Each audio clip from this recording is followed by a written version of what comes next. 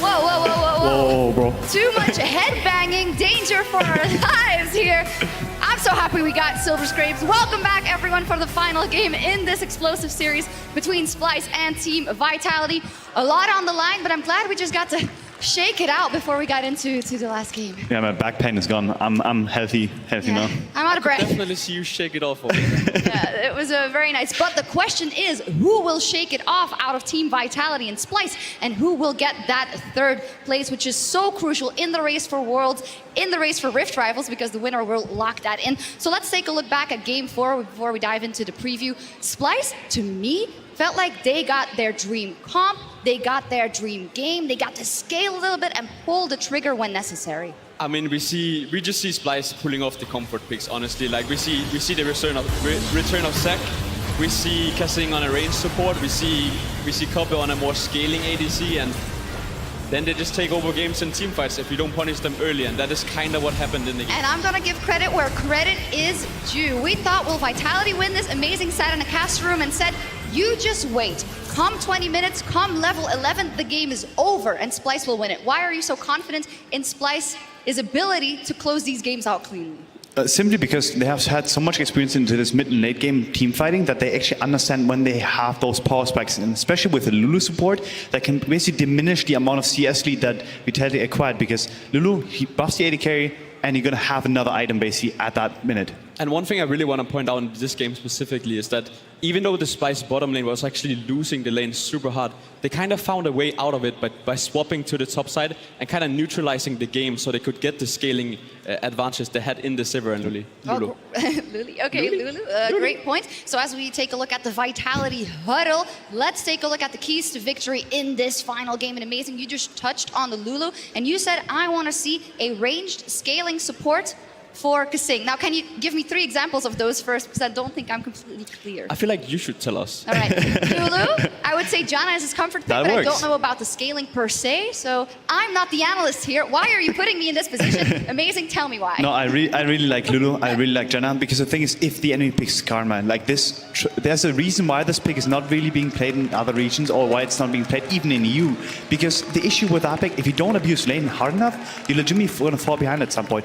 And Lulu and Janna abuse that really, really well. And also the good thing is that Kassing can enable his AD carry to the maximum, and that's what we want to see. So I want to do a bit of a Danish check-in called Kobe. How has he been doing so far, and how influential is he for this Game 5? I mean, he had 2 games on Ezreal in the middle of the series that was like back and forth, where he didn't really stand out anyway. I think this game is a clear example of this Splyce we saw in the start of the split, where he was like the main guy, the main carry in the later stages of the game. And for me, that is probably where he has been shining the most. So we will probably see a Splyce kind of return to what we saw in this game specifically, and probably a Vitality more aggressive early game. Maybe the Talia one trick in the mid lane will come up again. We'll see as we see Kobe being chanted at from all sides of the stadium, and also a return for Splyce to what they won with in the early stages of the split, which was very much playing towards the late game and playing towards the bottom side. Is that their win condition, amazing? I do think so, but I also have to talk about how much Vitality actually screwed up that pick and ban, because I do think that they're almost toying with the opponent, where they're like, okay, you played with the Aussie and Ezreal, you lost with it, we're going to take it now and we're going to win with it. And I think that whole agenda of trying to also almost one-up the opponent is a really, really cocky thing to do if it's a best of 5. And I do think that they have to go back to this Talia and Olaf and actually understand, hey, we're here because we are playing a certain style and we have to support that style. So you say they were a bit too cocky in their picks and bans in Game 4. Do you still stand with your statement that Vitality is the better team out of the 2? I do still think so, because they had quiet leads even in the game that they lost now.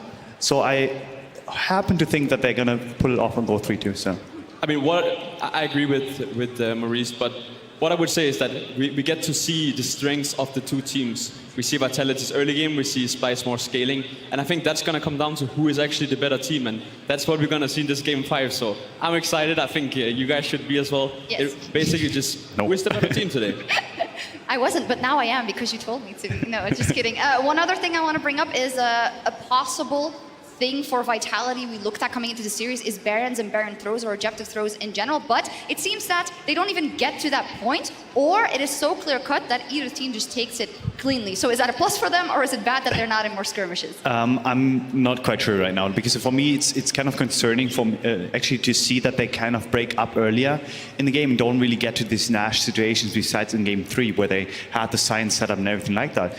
I want them to actually just be a bit more patient and understand, hey, we don't have to win those games in a certain kind of way. We can just like wait a bit and do the scaling too. So we're almost ready for picks and bans. I want to ask you for your final predictions if you want to change them. No. And who on your prediction on your winning team, if you don't want to change them, both Vitality, who's going to carry Vitality in that game 5? I really do think it's down to Taliyah in the mid lane. Taliyah. It's not even Jizuka anymore. It is Taliyah, because that pick has been crucial for them. The guy I'm looking at is Mini Trupax. I think he has been outstanding the whole series, showing lane dominance on the bot side. So he's the guy I'm looking at. All right, let's see what happens after a close fight. We are ready for one final showdown to decide our third place team. Let's send it over to the casters and hit the rift.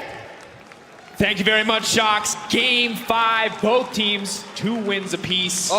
Everything on the line for both these lineups. Last split, we had Game 5, H2K versus Fnatic. We got a Kane in that game. We had a nail-biter.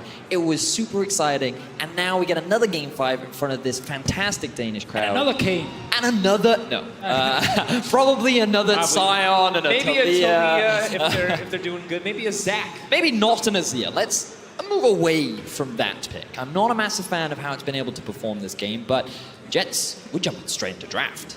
Need to see Game 5, both teams looking to build a better composition, taking them into it. Xayah taken off the board, Camille, Ryze, the follow-up, now potentially the Swain as well.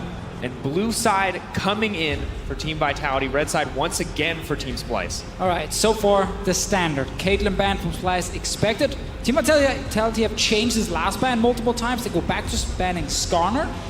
We are once again potentially looking at an Olaf first pick for Gillis. He was successful with this earlier. Caitlyn from Splyce would be the normal choice in this one. But I mean, we've seen teams change it up just to change. Is that really what you want to do in a Game 5, though? You know, like, Splyce, they have been on the back foot. And they definitely do not want to give Mini Trupax Caitlyn, but that does mean that the Trundle will come in. Of course, very good matchup into Zac in so many ways, as the pillar can disrupt those engages, so will make it a lot more difficult for Xerxes, potentially forcing him onto that Olaf. And that's kind of the thing for Vitality. They know he's not a great Olaf player, so they keep pushing him in that direction. On the side of Splyce, though, this Sion pick worked okay for Ramla in the last game, and gonna take that away from Cabochard once again. I am in agreement to Fischio.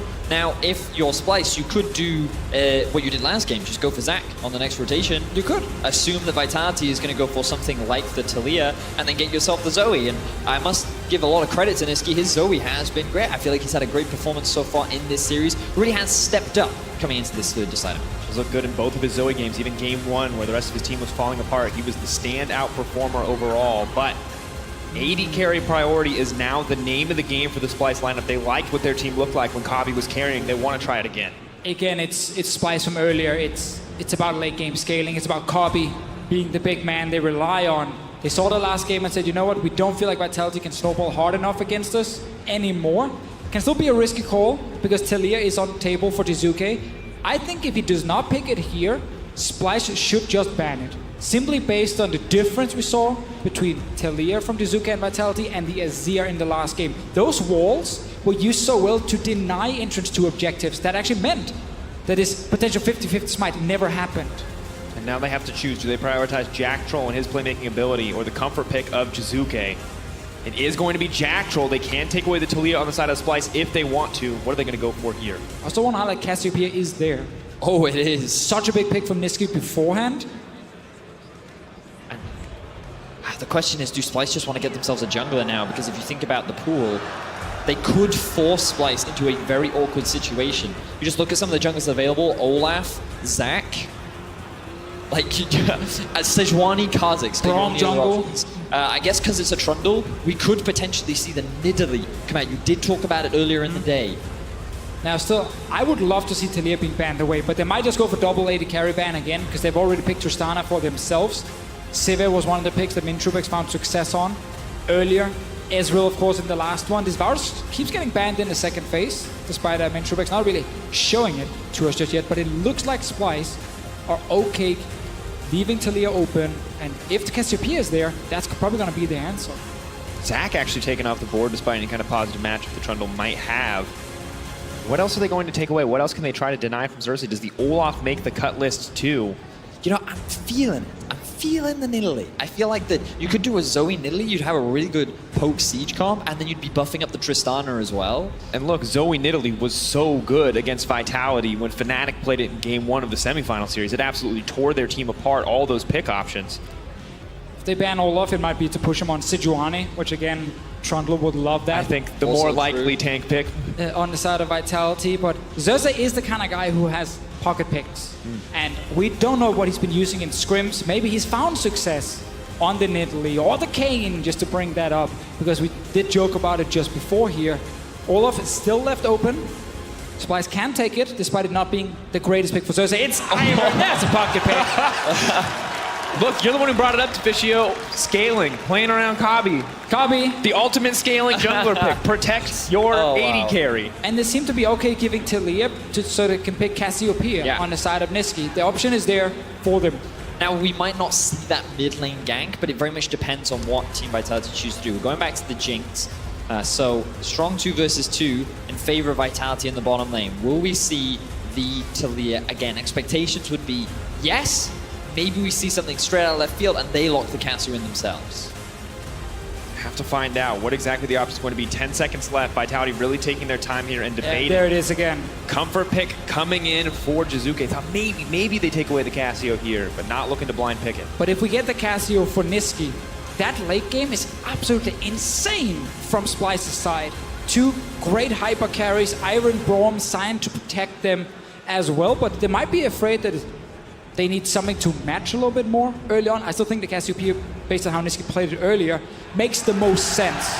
And he's back on it. This was the champion where he went 1 versus 5 and got 2 kills. Listen to the crowd erupt when it gets locked in. Look back at the plays that Niski made. This man was truly a monster as he dismantled Jizuke, tore apart Vitality, and got that fantastic comeback win. And that was one of the games where it was hard for Jizuke to pick a lane to gank.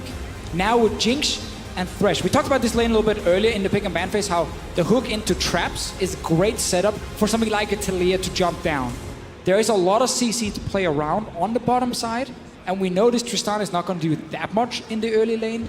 We can definitely see Vitality try and go back to snowballing bot lane with some Taliyah ganks. You know, and I must admit that while there is great scaling on the side of Splyce, it is not weak for Vitality either. Jinx is a great late game hyper carry. Taliyah, her damage and her kite ability is also potent. And when you have the Orn engages on top of that, we could see some very explosive mid to late game fights. Honestly, whatever one of these 80 carries gets the reset, Jinx with the extra attack speed, Tristana with the mobility, we may just see clean up an entire fight. A lot of game to come before that as we build up. Game 5, folks. Vitality versus Splyce. One final game to decide it all. All efforts before this irrelevant. One last shot to bring it home. Denmark sending their energy to the 2 teams competing on stage. Definitely been a lot of support for Kobe throughout this series. I wonder why. Maybe it's the flag on his chair. I think it's because of his great hairstyle. Have to find out. Kabe goes into game. Hey, you want to give Danish fans a show. Put him on that hyper carry. Put him on that Tristana. Give him an Ivern to buff him up and let him go wild. And there it is. Denmark now owns the moon, ladies and gentlemen.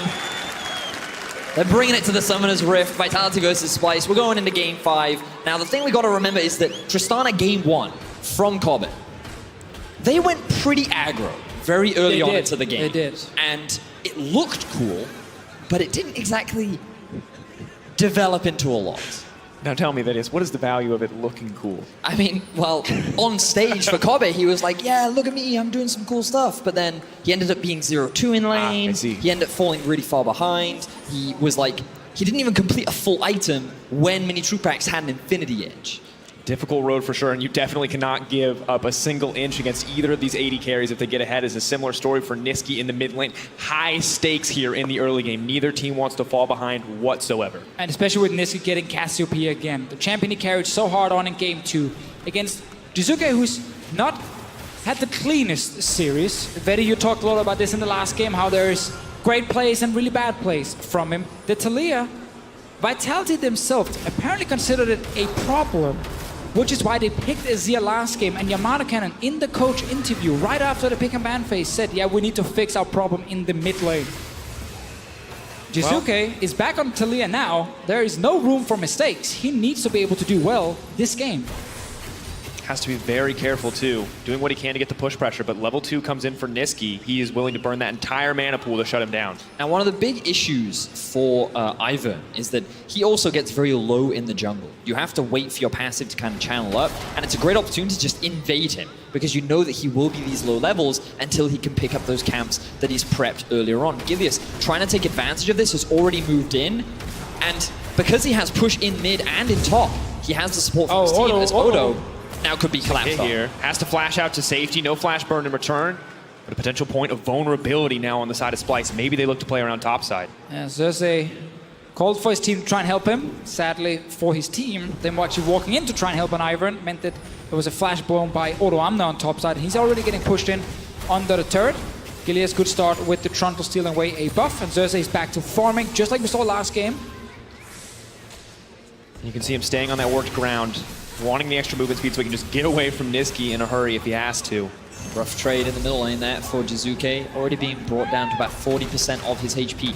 Already ran out of health pots in the middle lane too. Niski, once again, showing his confidence on the champion. Now, Kassim looking for a gank and bot. Bit of bot lane aggression, 2 stacks, looking for the third, maybe a fourth. The hook not going to go anywhere where he needed it to. That may just be first blood. Jack's in trouble. Heal comes out, getting burnt down, and first blood for Kabe. And a big change here from game 1. Game 1, it was Kabe jumping in first. Kassim had to follow, and it was hard for him to lock down the target. This was Kassim jumping to a minion, connects in, and he managed to get some CC onto the enemy support. And Jacktroll was hoping Ivern was a little bit further forward. He could land a hook onto him and fly to safety, but Xerxes was not there. And then it's first blood for Splyce bot lane, and it's for Kabe. The man they're going to buff up this entire game. Exactly that. In front of his home crowd, Kabe is going to be the man to carry Splyce if they're going to find this 5th game win. Note here, you talked about it, Deficio. Kassim leads the charge with Xerxes coming in from the side. Jacktroll tries to use his hook as to land it onto Xerxes to then get out. Unfortunately, he isn't able to hit it, and they find that early kill, relieves some of the pressure. Now Kabe feeling very happy. Xerxes now looking for the setup. Rukawa goes out, flash immediately from Jizuke. Could not let that one connect. And we're already seeing 2 things for Splyce, the exact things we talked about wanting to see. Proactivity from Xerxes in the early game, and snowballing onto their carry. And who'd have thought that of all the champions that Xerxes would be the most active on in this series, it would be Ivern. Level 3 gank bot, straight into gank mid. He is being active in this early game. Well, Gilius took away his camps, and Xerxes is just taking away his support and his enemy's flash here in this game. So Jacktroll no flash, Jizuke no flash. Jacktroll will interrupt a recall, just to be a bit annoying here. But it's an interesting combo, the one we just saw about to be set up. If you connect the snare from Xerxes into, again, the W from a Cassiopeia, you're not flashing out of that one. That's very true. And you're probably dying. And things are looking a little bit tough in the mid lane. You can see 29 to 40. Some of that CS will be recouped. But now Gilius going in on the top side, wants to get a bit of damage down, is tanking the tower, needs to flash out. One more shot! The trade, the 1-for-1. Zombie Odo even gets the farm, not what Vitality wanted. Really good play there from Odo. The fact that he's able to find at least a 1-for-1 is the best case scenario for him. Remember, he lost his flash trying to help Xerxes in the jungle secure his red buff. This was an easy opportunity for Vitality, but Odo with the good outplay, trying to dive a Scion, there's always that risk. And just honestly a little bit of a misplay too, it feels like on the side of Gilius, just needed to flash out a quarter of a second sooner to survive, to swap aggro on the tower. Little mistakes like that, or little outplays in the case of Odo, they cannot afford to keep making these missteps. Now Gilius is missing his flash, which could be key for a follow-up gank if he wants to go for something more, but this is already kind of a very aggressive play to try and 2v1 tower dive without getting ultis available on either Ornn or the Trundle. Do get a lot of damage, but I think Gilius, at this point, he's too far down. He's way too low. And you have to remember the pressure on all the players playing here. Third place on the line, championship points, their road to Worlds starts today. Starts with a win. You're hoping for either of these sides, and as well that spot at Rift Rivals. We heard from Yamato about how important it is to his boys. They need to find a win here. A lot of pressure to play under. And you think about the organizations as well. Vitality, the last time they were even in playoffs was back in 2016. They picked up a lot of rookies. And for the first split of 2018, they came in by storm. And for Splyce, a lot more veterans. They lost the full Danish lineup. Kobe, the only remaining member. And they brought in some new faces and some old ones. And at the start, things were rough, but now they've developed as a team to reach this point, and they love to end their season as a top 3 team in Europe. It was generally just a very big off-season for both orgs when you have to pick up this many new players, and especially Splyce, they went all in. Because it's not just the 5 guys on stage, it's also 5 guys sitting backstage from them. There's 3 coaches, there's 2 managers taking care of the players. So there's a lot being invested from the Splyce organization. Getting a 3rd place in your first split would therefore be fantastic for them and set them up very well to get more towards Worlds and the championship points. But I think Vitality, it's exactly the same deal. And now we get all in bot. Hogger wants to keep it going. Unbreakable there to stop any fire back. Lantern is there, but Minitrax can't click it quite yet. Needs to step forward, wants to grab it. Sion coming down. Can't play him out of that, but the flash out to safety. Jack Troll going to get sacrificed. Splyce making a play. Poor Jack Troll wanted to be a hero here and save his AD carry, so he stood in front of the Sion ulti, but I'm not even sure Minitrax needed that. Instead, it's just Jack Troll going down for a 2nd time. Bot lane turret taking damage, mid lane. Shizuke potentially in trouble. Not going to find the follow. We got to shift our attention to the bottom side. Gillis doing what he can to disengage. Decimating Smash is going to connect home, and Kave getting down some chip damage on the tower. And this is the first time this series we've actively seen Splyce really try to play through their bottom lane. Now, Cabo, he's looking for a play in mid. Tries to find the knockup. Isn't quite going to connect onto Niski. Yeah, I think Niski was his goal there. I was looking like, ooh, a little wide there from Xerxes, but the mid laner was his target. No immediate follow-up as you identified Draco, so now we see a flank coming in from Gilius. Off to the side. Sing wants to make his way out. The pillar, the flash out, trying to make it to safety. We'll get at least 1 summoner spell. Heal as well, the follow-up. But just small edge to Vitality. Splyce still very much in the lead. But I like that Gilius is trying to get something back. This is what we often see if Vitality do not get ahead naturally in the lanes. They rely on Gilius to show up and be very proactive in his ganks. And sometimes a little bit too over-aggressive, like the top lane dive. He went all in for that one, but here he gets at least a summoner from the enemy support. And now he's going towards top side once again. Xerxes is behind enemy lines. I don't know how he gets out of this situation. Tries to die he can at jump the to turret. the camp, or he can die to tower, but that's a wall. Yeah. Oh, that's another that tap. hit landed. All right, Xerxes, can you make the great escape? Right now, his mid laner is farming, and hide in the Shizuke bush. just wants to Backed. kill. He's going to try to back. Nope, he's going to die. Hey. Oh. Says, I'm not giving it to you, Mini Trupax. You didn't earn it. Gives it to Jizuke instead. So, questionable? I mean, the problem is he got spotted out on a ward in the river. Vitality was successfully able to get the punish. Xerxes realized he was in a bit of a sticky situation, and he thought, hey, if I can just get into darkness, maybe I can back out. Unfortunately, he was not able to do so, and Vitality successfully shut him down. And while it's not ideal, it did take a lot of time coming in from the mid lane. Jizuke, you can see getting further and further behind in CS. Not the ideal situation whatsoever for Vitality. And we'll take one more look at the bottom side play. So they're going here for Minitrax. Jack Troll is doing his job here, putting down the lantern. He can actually use it to get out. And then Odo shows up, and Jack Troll jumping in front for his AD carry. But his AD carry is already planning on flashing away. He actually just ended up going in for nothing. I didn't even Poor notice guy. the flash. Poor guy, man. He's Jack Troll's like, wait, you had flash? So they got the kill, plus actually summoners from Minitrax. Sometimes you got to respect that the man is willing to get shoulder checked by a giant zombie to keep his AD carry alive. Turns out to be unnecessary, but still got to respect it. Of course, one of the unsung kind of strengths of Ivern is the ability to give 2 buffs. That is going to make Cabo's life a lot more difficult on the top side. The health regen especially important. Yeah, exactly. I was going to just tag on to that because you hear so often from from many top lanes like, oh, when they get an enemy Ocean Drake, top lane becomes so difficult. Well, now he gets his own health part available to him at all times. So he's going to be pretty happy with that. And we can see Xerxes really wants to go bot lane because this turret is very low. If he just goes in there, shields Kabi, well, bam, that's a turret going down. Splyce gets a ton of gold for themselves, but Gilius is trying to match it. He's down here. I also see Jizuke moving. No ulti on the Talia. Was used before when he killed Xerxes in his own base. But they're trying to protect this bot lane for as long as possible, but the turret is so low. Kabi needs like 3 seconds on it, and it's down. You can see he's quite comfortable in this laning phase, has the extra attack speed to keep the push pressure up, a little more AD on the side of Mini Trupax. Of course, the built-in attack speed steroid makes it a little bit easier. But it's rare that we've seen Vitality actually lose out on the bottom side. One of their biggest strengths across this series was that they always had the pushing bot lane. But with Splyce's success in this game, it's a little bit of a different story. Also with Odoamne just going bot lane from lane, ulting in towards him. We haven't seen that a lot from Splyce, but they're trying so hard to make sure that the AD carry is getting ahead, and it's been successful for them. Meanwhile, around mid lane, Gilius once Flash, more. the pillar. Niski potentially in trouble. Out comes the call to Forge Guard, but just a flash back from Niski. Body blocked. Very aggressive, but just a trade of summoners. I mean, a lot was burned there. Flash for flash in the middle lane. Ulti used from Cabo as well. But he's doing what Cabo often does. Roams down from the top side when he has the push to try and set up a play in mid. Jizuke continuing to fall behind though, even with this extra jungle pressure. Bot lane as well, Mintrubex finally getting to the turret.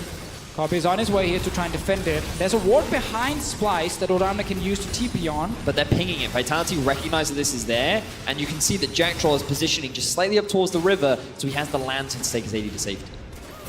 Zeus is now down here, buffing him up now. Going back to that mid lane play, I want to see Vitality gank that lane again. Like, if you're investing a flash Trundle pillar to try and get a flash from Niski, you have to return gank that lane. You have to kill Niski, take the mid lane turret, and use that to gain your big advantage if you're Vitality. Otherwise, it doesn't make any sense that you're flashing forward there as a jungler. You also shut down what was the big carry in Game 2 from Splyce. Don't allow him to scale up and get to a point where he can do the same thing that he did before. Now, Jizuke is moving up with Gilius. He will be spotted, and Splyce successfully slow the game down. Not managing to time the roam here with the wave actually hitting the turret. Was about to be set up. Meanwhile, the rest of Vitality will then back away from the bottom side.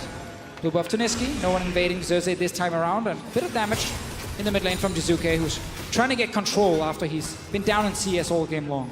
Not struggling as much as he was earlier on, but still very behind in CS. A lot of that due to Niski's free ability to just go in and take jungle camps whenever possible. For now, game is a little bit slower, but Splyce clearly in control of the cadence thus far. Copy's alone here. He wants it badly. Too badly. He's just going to rocket jump out to safety, not even going to give them a chance. Good play by Kabi.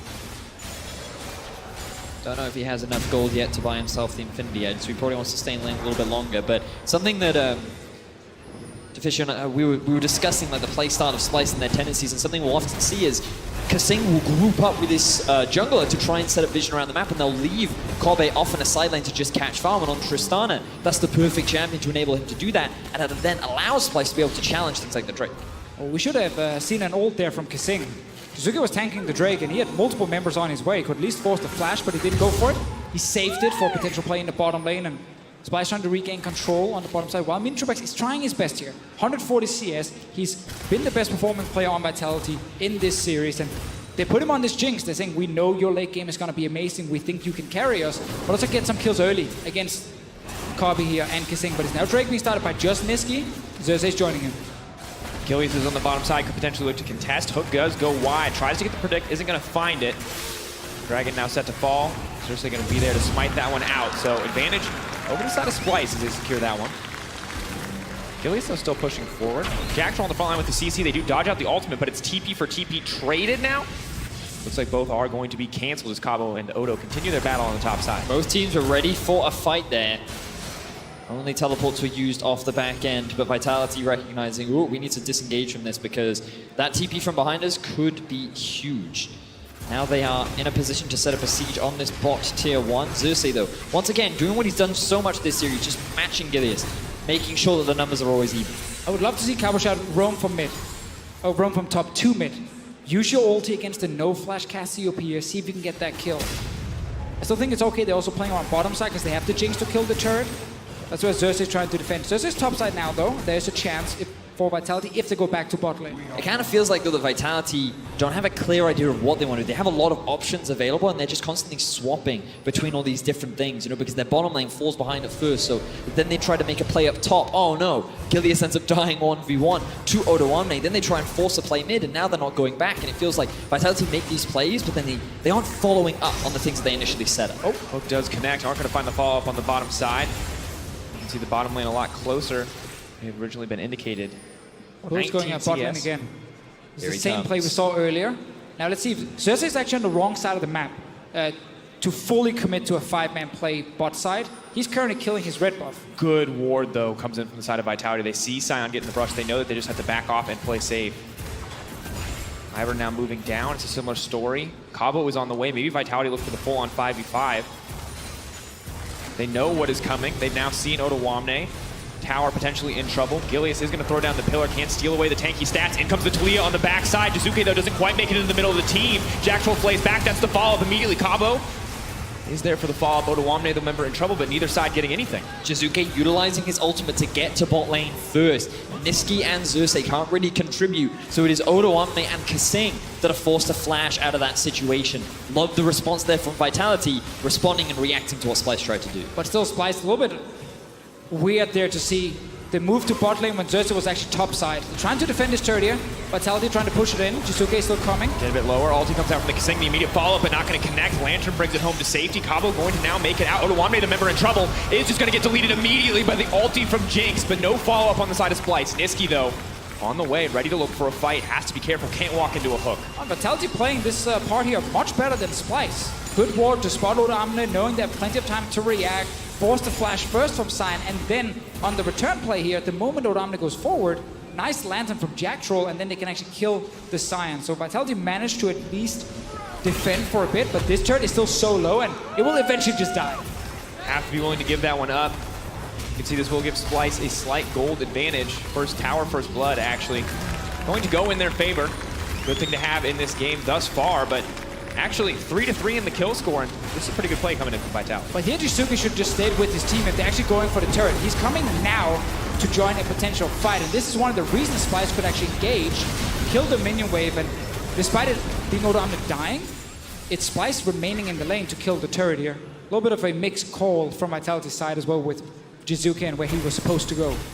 So now the gold lead ever so slightly in the favor of Splyce.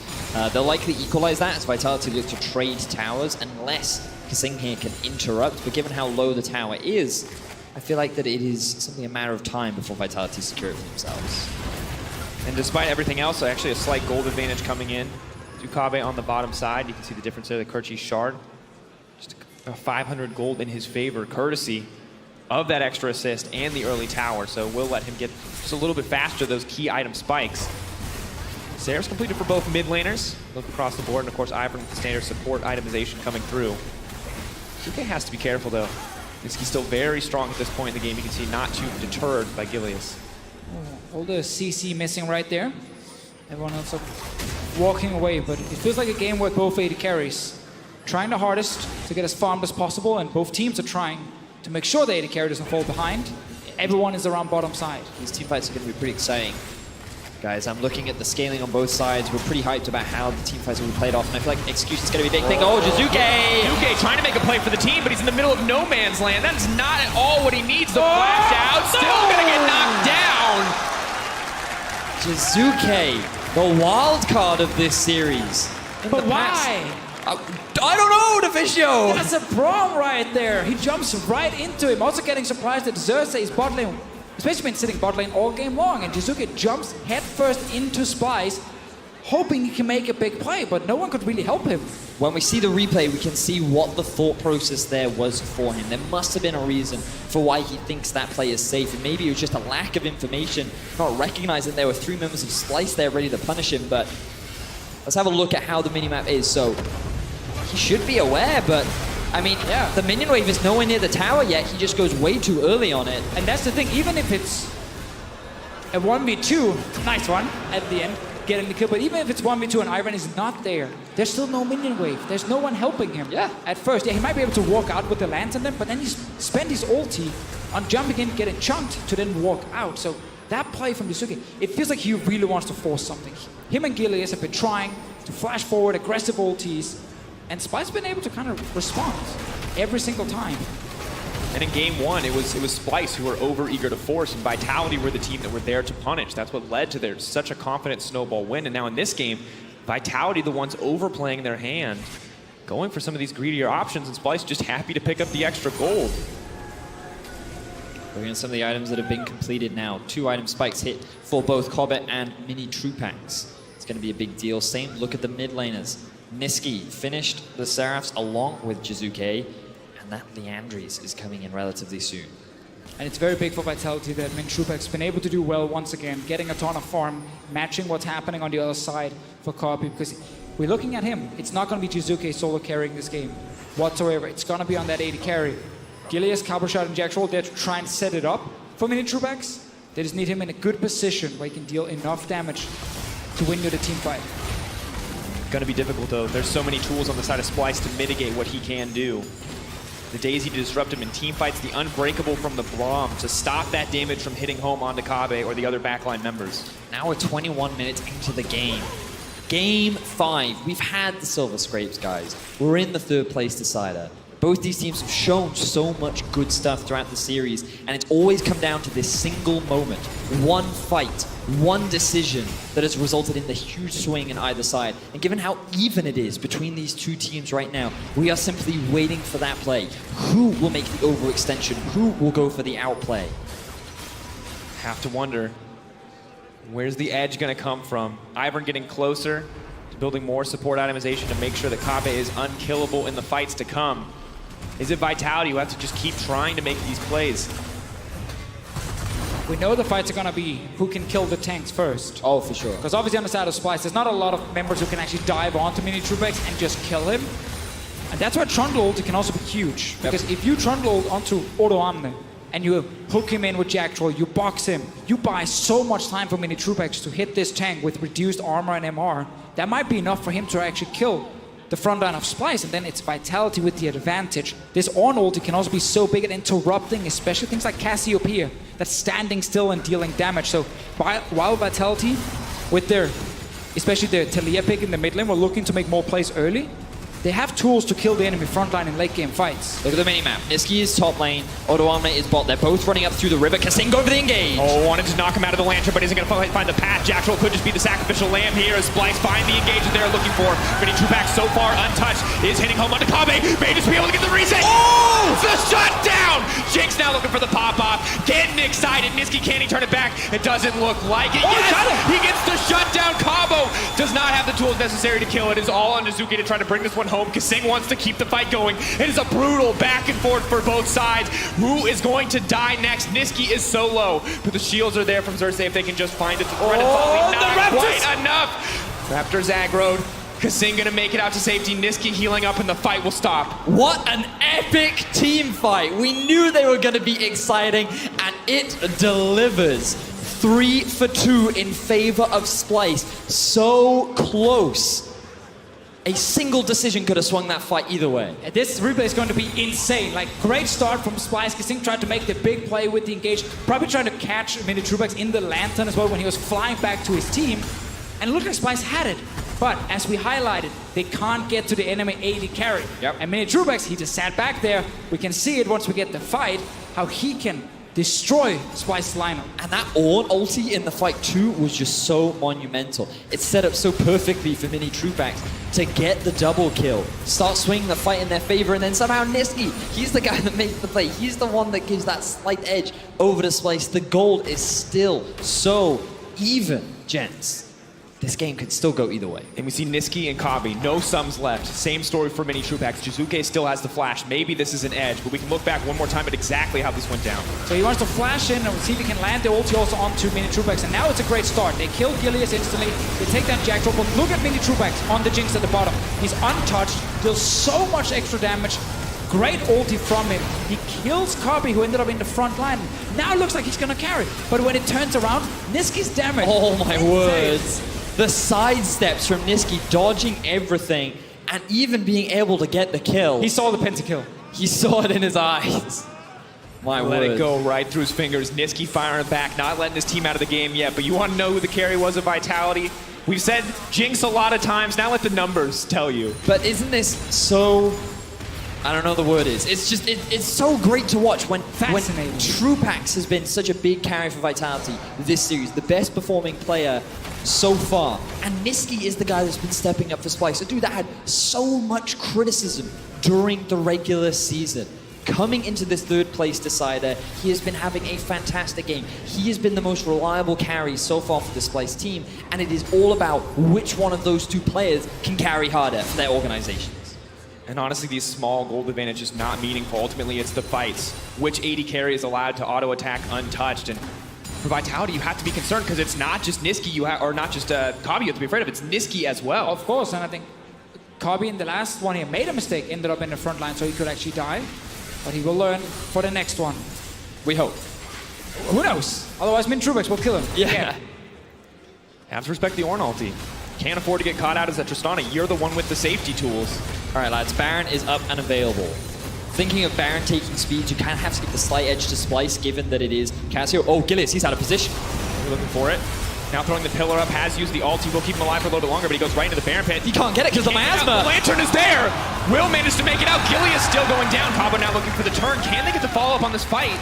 Looks like they just have to back off. Oh, we've seen this a few times from Gilius, when he just wants to kill that ward.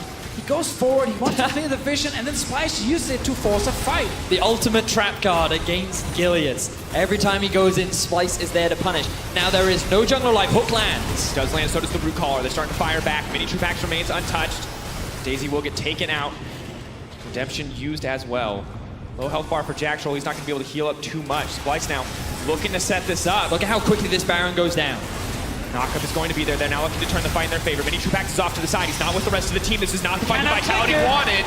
Splyce now cutting through individual members. They're set up to take the Baron, but the health bars are a little bit too low. They don't want to risk it. Splyce can keep stopping you from clicking that Lantern, and that's another kill then for them. Jack Troll's trying his best to save whoever's face checking. But Splyce gets another one. Once again, started with Gilius in that Baron pit, and then a follow-up kill onto Cabo Shot.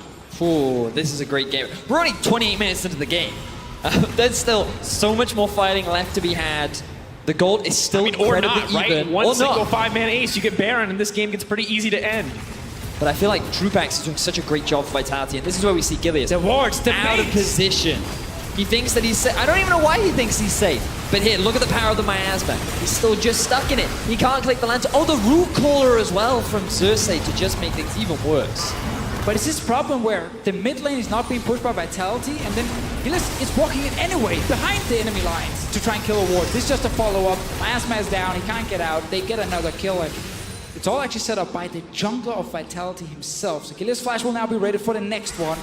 They need a fight where they can just protect Mini Trupax. He's the carry. He needs to win the entire thing for Vitality, but they're behind. And Splyce traditionally are the better late game team. It's going to be difficult. You can see 3 items completed on both AD carries, 3.5 for Mini Trupax. If you count the Molten Edge, 3.5 if you count the QSS for Kabi. All right, boys, we're going NA. Forget side lanes, all in the mid. 5v5 right now. Both top laners have TP, but Odo's looking for a flank in the bottom brush. He's going to get a Cabo. Can he find a good engage? A lot of members clumped up right now. He's got his eyes on Trupax. Oh, and Odo is the one that's going to get caught out. Oh, no! The fight's going. He is unstoppable. They cut through the tank immediately. Mini Trupax gets the pick.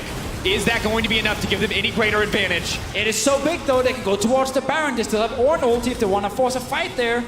There's no tank from the enemy team. Let's go! Jack Troll comes up so big, landing that hook onto Odo. The tank is gone. TP is up though. But you cannot make that mistake in Game 5 and flash into the wall. Maybe the Trundle Puller knocked him a little bit further away, but that was a big one from Odo Amne. 25 seconds on him. TP is ready, but Vitality, they can stop this Baron and turn with Ornn ulti. But do they want to run the risk? You know, there's always the that wall. potential. There's the wall. As you mentioned, Dracos, let's go. You talk about risks. Vitality potentially taking the risk of a 50-50 here. Kabi going in.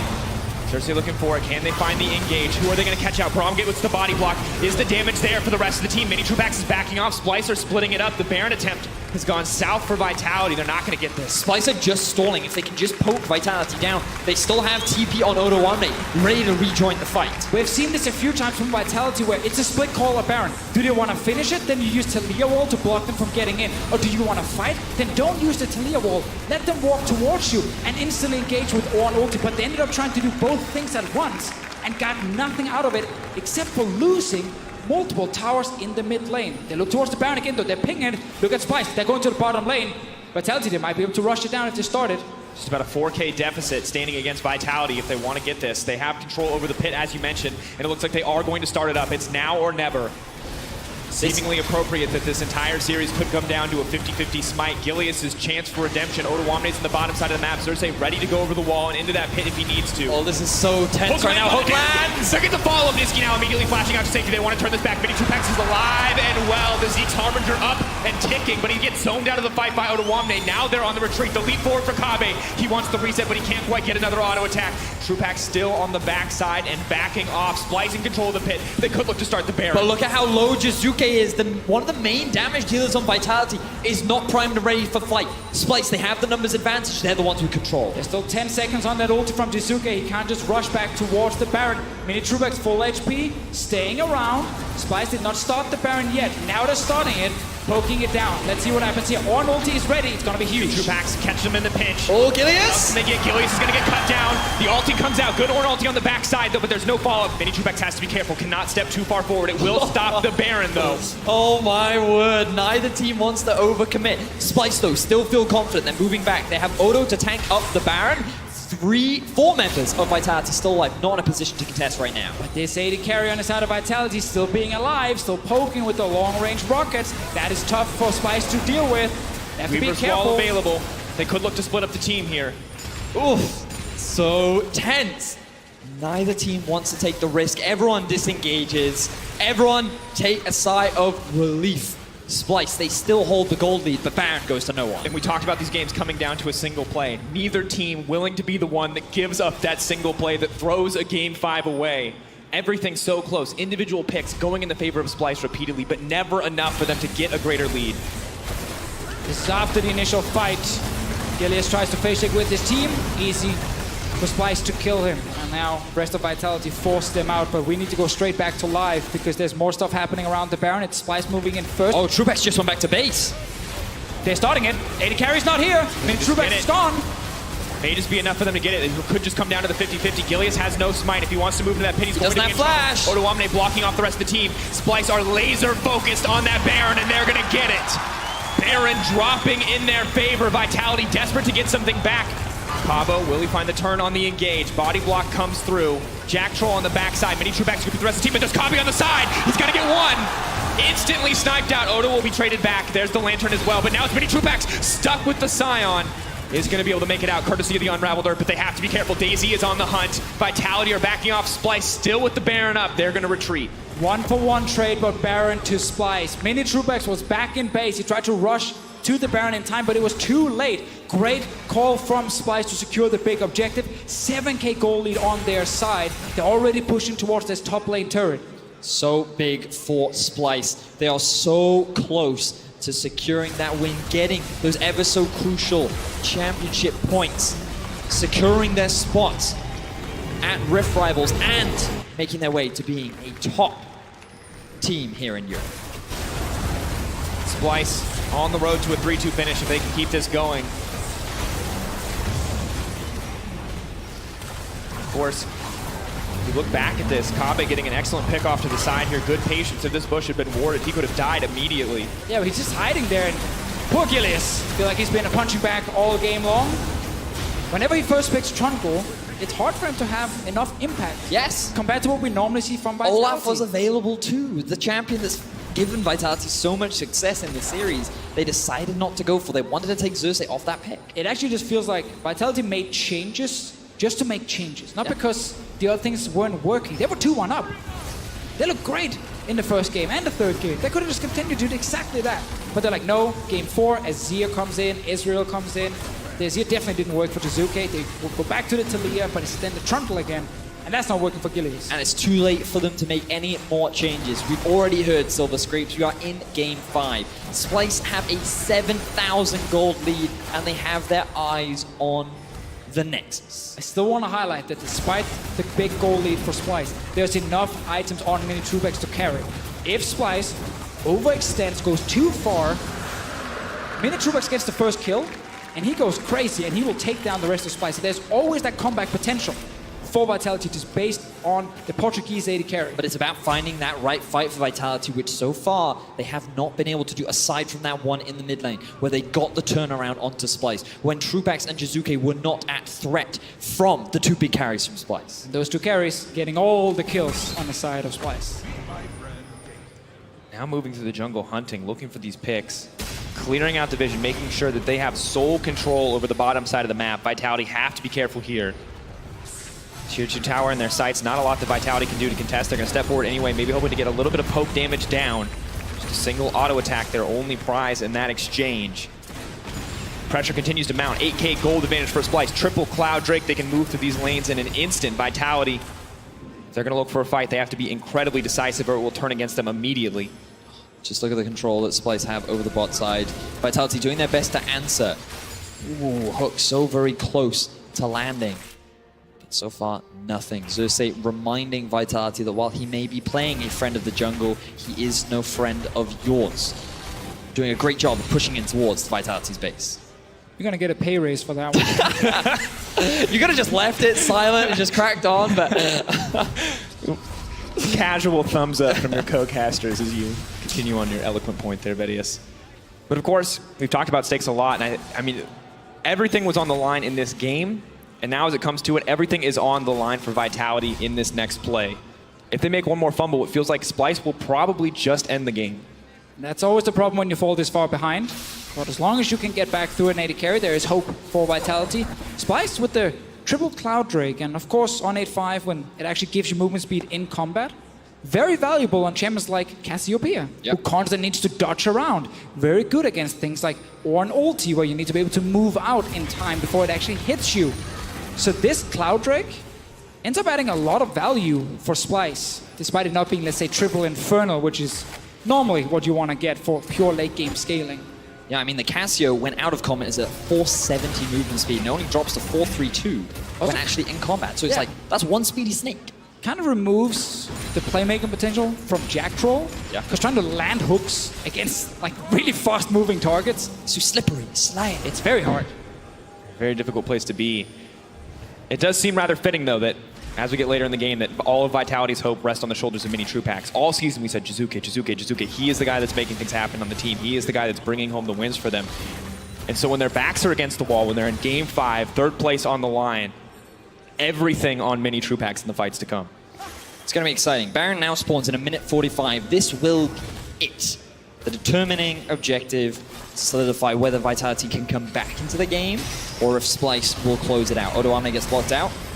Hook does connect, not a ton of damage there. Slowly getting chipped down by both the carries, but Feels no pain.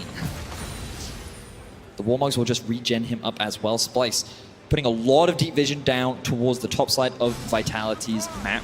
They have now ran out of control wards, but as long as they do not allow Vitality to enter the jungle, they will not lose this vision.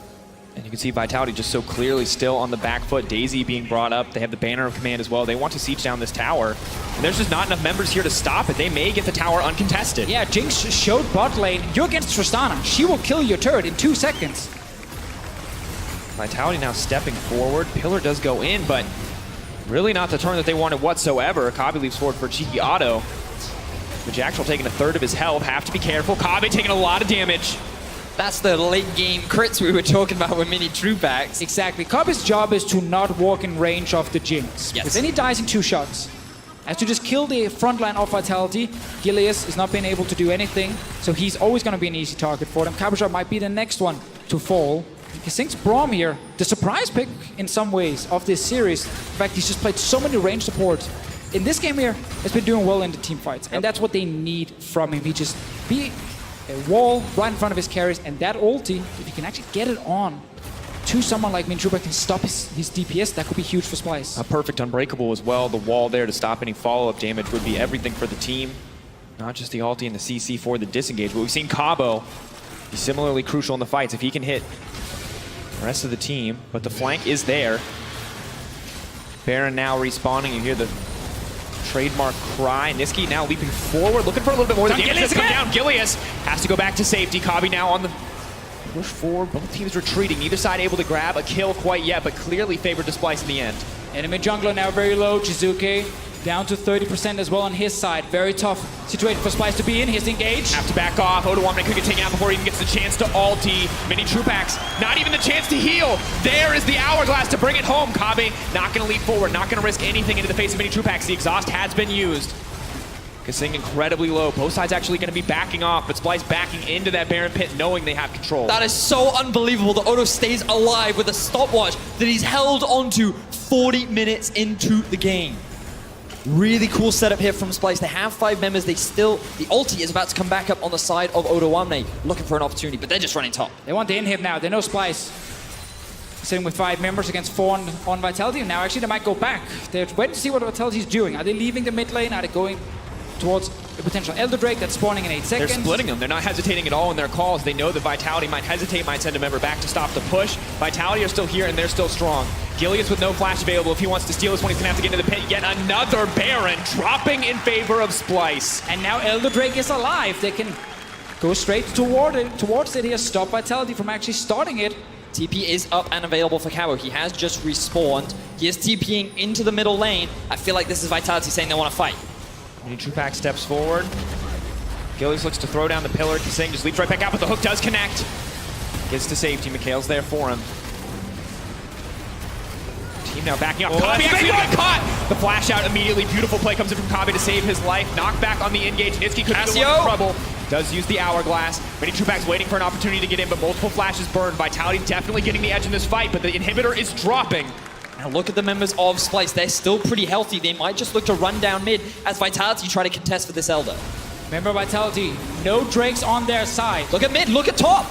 Splyce could look just to end the game. They just look for it. Kabi is here, Niski is here. They have the wave pushing on the bottom side. The backs are being stalled. Only Talia is going to be able to make it. Splyce are going to end. The moment Splyce are pushing in. Vitality have made one last mistake. Will it end the game against them? Jizuke steps forward. That's it. He's going to get cut down immediately. Sights on the Nexus. Splyce turn back the series. They solidly solidify 3rd place at the top of Europe. Splyce figured out it's about the late game. It's about Kabi and Niski being big carries. They succeeded in getting kills bottom side this one here.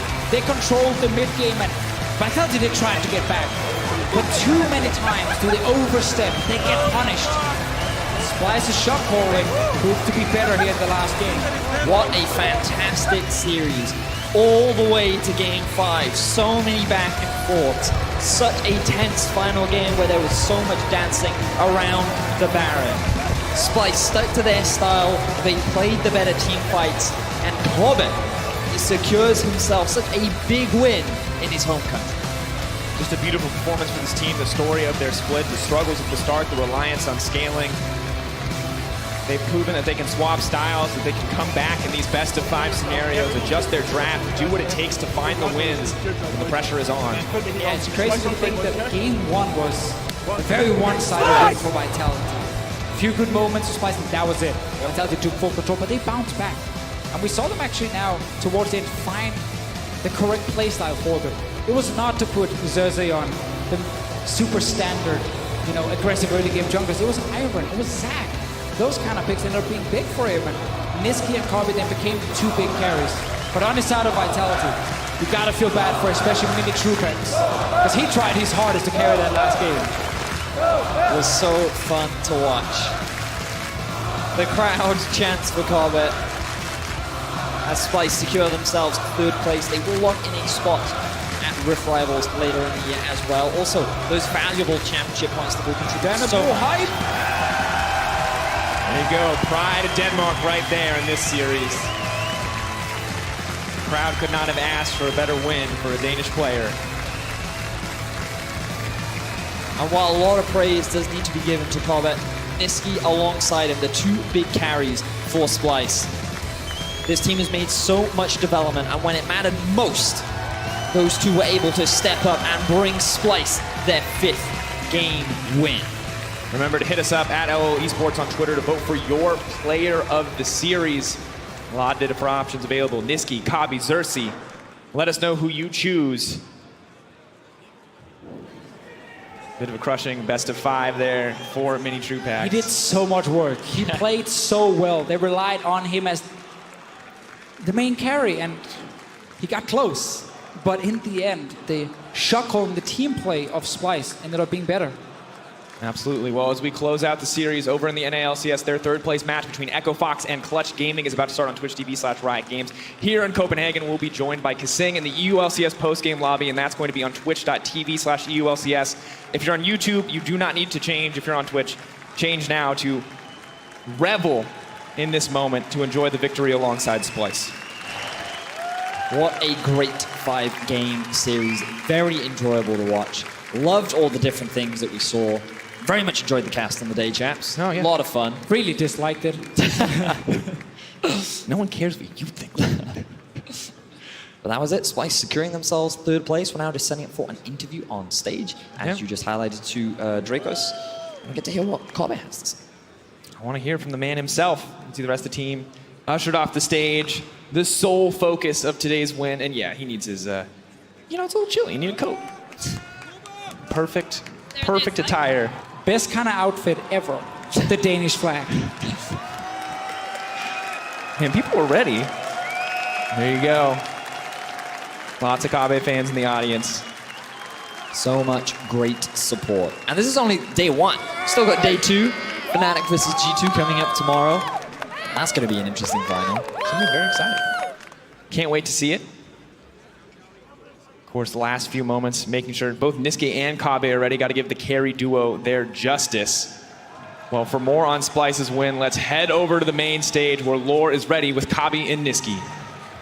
Thank you very much, guys. I will take it from here. Third place is decided, and Splyce takes it in the end. Guys, congratulations. How does it feel to finally win this one, Niski? I mean, it was a rough series.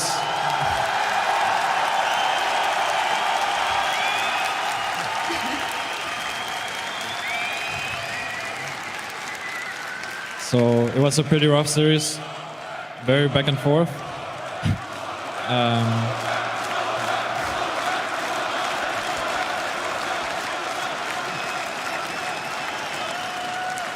Really back and forth, then.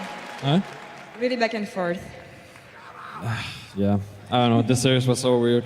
But I can thank my boy Niski. I think he played super well this series. Yeah? So it's nice, we could win. And is there some words you would like to say in Danish to the fans watching you and supporting you, obviously?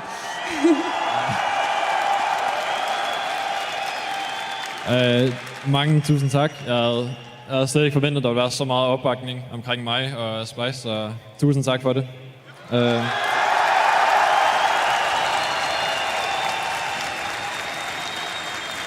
Now back on the series, Niski. How does it feel for you to grab this victory today? I mean, today, I think like we showed that we were the better team because our start was a bit tough, and then we came back and we just won, and yeah. Alongside championship points, you will be sent to Rift Rivals. Kobe, who are you looking forward to face in this tournament? Which NA teams or players? Probably Double Lift and Team Liquid. I think it's going to be the toughest opponent. But otherwise, I'm not really sure. I don't watch NA all the time, but I would like to play against Double Lift. Okay, that's right. Niski, you had your experience in NA last year. Are you happy about to come here again and, well, face them this time? I mean, I want to face like Clutch Gaming because they're like my old teammates, and then I just want to crush with Bevan because they choose him over me. So, I mean, yeah, I think playing against Clutch Gaming I'll be really happy to play against them. So, Final question for you guys. It's going to be the finals tomorrow. Who do you think will take the crown in the end, G2 or Fnatic? Kobe. Be careful. Yeah, I don't want to disappoint you guys, but I think Fnatic is going to take it. Niski, what do you think? I think Fnatic is going to stomp G2. All right, then. Thank you guys for joining me, and congratulations again for this victory. And thank you guys for following us today. We're gonna take a short break, and right after it's gonna be Shocks and the winners for EULCS post-game lobby.